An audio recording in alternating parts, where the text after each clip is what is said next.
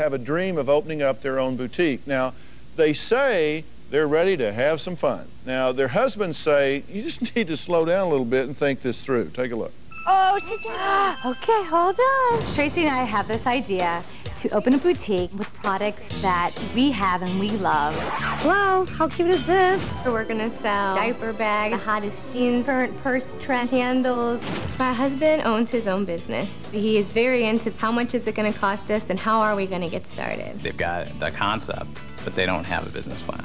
Without it, I think they're setting themselves up for failure. What about a budget to get started? Have you talked about that? My husband's primary concern is the bottom line, and my concern is customer satisfaction. The girls have not done any market research. There's no plan. He is saying, slow down, let's really talk about this, let's put it on paper. There's going to be a lot of paperwork involved with this company, and I'm not going to be the person to have it dumped on. It has to be a good location somewhere around here so that way we can go home. I want to own my own business because I like the flexibility of coming and going and being with my kids at really important times in their lives. I don't know if Michelle and Tracy have a handle on how many hours they'll be working. We'll probably have to pay about $600 a week for nanny help. I'm hoping that I can bring my son to work with me. I mentioned to Tracy the possibility of taking their business and doing it via internet, seeing that they are stay-at-home moms. I was like, internet, schminternet, we want a store. Come in and have a martini while you shop. It's not all entertaining. There's a lot of hard work behind the scenes. I can somewhat see it almost, like wainscoting on the bottom. Hopefully we'll make about $100,000. That may be unrealistic because I know for sure businesses have a hard time showing a profit. You'd probably be spending $10,000 or $20,000 in legal fees. Have you talked to anybody about financing, like banks, credit unions, your dad? No, not yet. I don't really know how much money we're going to need to start this boutique. 100,000? I really don't know. I don't feel that anyone needs to worry about the financials yet. It's also preliminary still. The girls don't know what the budget is because they don't know what it's going to take.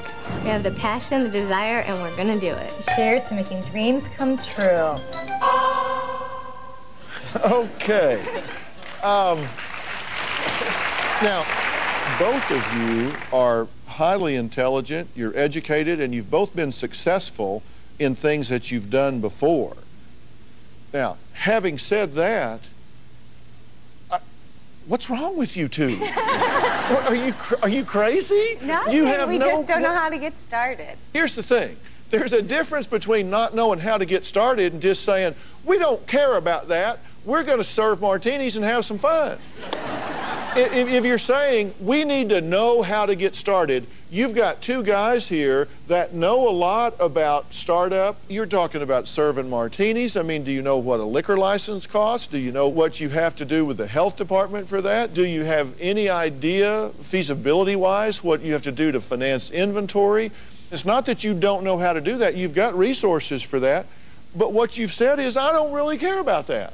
No, we do care. We just need the right tools and instruments to get started, to funnel our energy and our passion the right way so that we can learn the liquor license and inventory and everything else. Yeah, and we'll talk some more about this liquor license when we go back. We're going to take a break, and I want to hear from the husbands. The question is, do the moms have what it takes to own their own business? When it comes to intelligence and drive and passion, no doubt. These are sharp ladies. But we're going to find out a little about whether they're realistic about what it takes. And we're going to put them to the test when we come back. Michelle, Dr. Phil has sent us here to give you guys a reality check. Oh, that's right. Today we're going to go find out what it's really like to run a boutique. No way.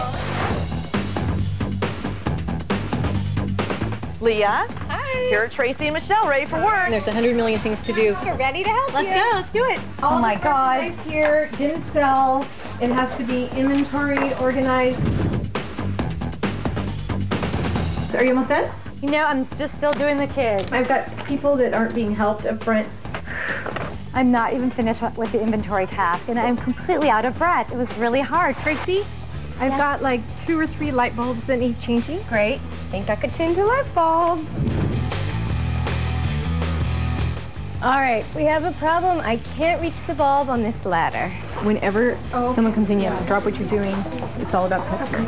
Wow, I'm really overwhelmed. From the time we came in, we've been pulled in a million different directions. The security system, you're aware that it's going to go in the front door. Not enough change in the register. Do you have another way you could pay? Not enough dressing rooms for the customers. A jewelry vendor, 2 back-to-back appointments. How much do you think everything's going to be? About $1,400. $1,400, wow. Geez, that added up quick. All right, let's go ahead and cut that in half. Inventory that needed to be done. So much going on today. Hi, honey. It's me. One of our employees called in sick, so I'm gonna have to stay until 9 tonight. Can you get the girls? So I guess they wanted to see how it was for us to have our kids at work, so they surprised us and brought us our kids here at work. So we have Blake and Ella and McKenna back there running around, and we'll see how it goes. I'll be right there. I'm sorry, what'd you say? Okay, let me put her down. And, okay. Mommy! Thank you. Mommy! Mommy has to get her work done. Sweetheart, can you check on Blake for me?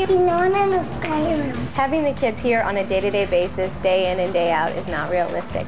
don't need the tag. You constantly have to have your eyes on the floor.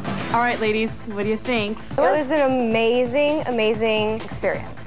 Yeah, I mean, you couldn't have made a better reality check. Neither of you have ever worked in a boutique before. Nope.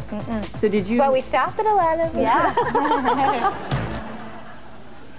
Okay, now, I'm interested about y'all's experience here because I don't know if it was Michelle or Tracy, or maybe it was both of you, that thought that we kind of stacked the deck against you, set the day up unrealistically hard, and like had an employee not show and created a lot of drama for you. To some degree. To some degree, we felt that if it was actually our boutique that we would handle situations differently. Okay, Leah is with us. Now, Leah has been running her own boutique for 9 years along with her two sisters, and she has a couple of things to say to Michelle and Tracy, but first, did we set any of this up? No, I wanted to make sure they'd have things to do, so I took typical things and I made sure that they'd be prepared, but all that stuff happens every We didn't day. like call an employee and say call in sick? No. Or anything, because you were like, this inconvenience is my husband. Let's stay here till 9 o'clock. I don't like that. We didn't set that up. That happens. That's reality. And you know that, right? Right. So how did you feel about her not being home till 9 o'clock? Honestly, yeah, not that bad. Didn't bother me. I mean, that's okay. I mean, the reason I ask that is because you need to discuss that. You need to know, is that okay? Because that does happen, right? Yes. And what do you want to say? I love their enthusiasm. I think that's one of the most important things. But I overheard Michelle say to Tracy towards the end of the day, I am so done. I'm so ready to go home. And she said, well, it's not really going to be like this. There won't be camera crews watching us. And I thought, but there's so many days that are like this. When you guys went home, I was there another 3 hours and had to work the whole weekend and 12 hours on Sunday because I had someone call in sick. So there are just so many days that are like this, and you just have to expect the unexpected. Like you keep saying you want to have a plan. The plans go right out the window. Nick, what do you think about this? I think the girls are gung-ho. I think they got great enthusiasm. I just think that they need to get a business plan in place and basically a game plan of what they're going to do, because I think they're just kind of going about it just, you know, this is going to be all fun and games, but I don't think they've done a reality check on the business end of it. Most new businesses fail. Number one reason they fail is they don't do feasibility studies, they don't do research, they don't really know what the business is all about. The second reason they fail is because there's a lack of money.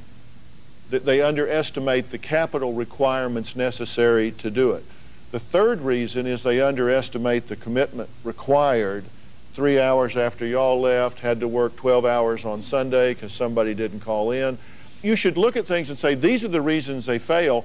I'm going to plug those holes right up front. You can have as much fun planning and doing it right, so you go in strong. You go in with reserves. You go in with plans so you can make it work. If you two never said another word and just let them go out and do what they want to do, I would predict that you would fail with 99% confidence because you haven't done the studies yet. But if you do, then you can succeed. We want to be one of your success stories like those other women in a couple years from now. Yeah, That's and our if you goal. do the homework, you can, but it's all about preparation. The difference between winners and losers is winners do things losers don't want to do. And you need to do what most people don't want to do, and it is do your homework, get it solid, set it up where you are predicting success. We'll be right back.